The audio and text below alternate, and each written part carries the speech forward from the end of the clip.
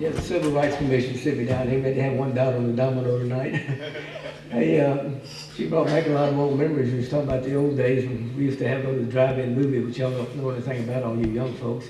And there's still one of them sitting out there on the highway on just east of 29th Avenue on the South Frontage Road. And I used to have to lie to my dad on Sunday mornings. He said, "What was the movie about?" And I didn't have any idea because there wasn't no way you could see by them steamy windows in that car. Anyway, I'm going to tell a little quick story here if I can. It's a kind of a early Americana type story that I moved into Mississippi. And it's kind of like the Paul Bunyan thing where everything's bigger than life, if you will. Anyway, I was a young boy, one of the youngest of 13, raised on a hardscrapple farm up here in Kemper County. And my dad was sending me out to hoe and cut back the weeds up there in our corn, go back to the rows of corn up in the North 40. And so my dad said, "Son, I want you to get out there, take that hoe and start cutting back the weeds up here in the North 40 on our corn rows." And I said, "Yes, Paul." And so I grabbed my hoe and I got out there and I'm hoeing away. And dadgum was the biggest rattlesnake you ever saw, came out of the dadgum corn right at me. And so I ran back with that dadgum hoe and we were going to hit him in the head, and I missed. And it was a dadgum rock. It was the only rock in the field, and I would have hit it with my hoe and broke the head off the dadgum hoe hand. All I had was a handle in my hand. And that snake bit that handle, and I'm pulling that snake back and forth, and that snake's pulling me one way, and I'm pulling him the other way. And finally I dragged that snake all the way out to the edge of the corn rows, and he fell off.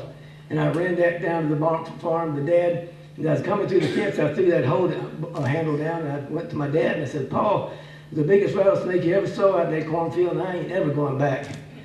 He says, "Son, you're just trying to get out of work. You just go get that hoe handle, I'll put a new head on it, and you can get back out there and get to work." And I said, "Yes, Paul." So I ran back out to the fence and got the hoe handle, but that gum, the poison from that snake had made it swell up. And this little hoe handle was about 5 feet long and 1 inch in diameter, and that was as big as a baseball bat and 10 feet long. I went back to Paul and I said, "What are we going to do with this thing now?" He said, "Son, go out to the shed and get the hatchet or the axe, and we'll cut that up and make kindling." So I run out to the shed, I get the axe, and I come back, and by the time I got back, that daggone thing is swelled up as big as a bucket, and it was 30 feet long. And I said, "What do we do now, Paul?" He says, "Go out and get the crosscut saw, and we'll cut it up and make a pile of wood for next year for putting in our wood stove." I said, "Okay, Paul," and I run out to get the stove. By the time I get back, this thing was as big as a wagon wheel, and it was 70 feet long. And Paul said, "Son, go get the wagon. We're going to drag it down to the sawmill and cut that up for lumber." So we put that thing on the wagon and dragged it into town. It was so big it covered the whole road. It drug a ditch in the road all the way down to the sawmill. And we got down there and it cut 750,000 board feet of lumber. And it took us 20-something wagon loads to haul it all back to our house.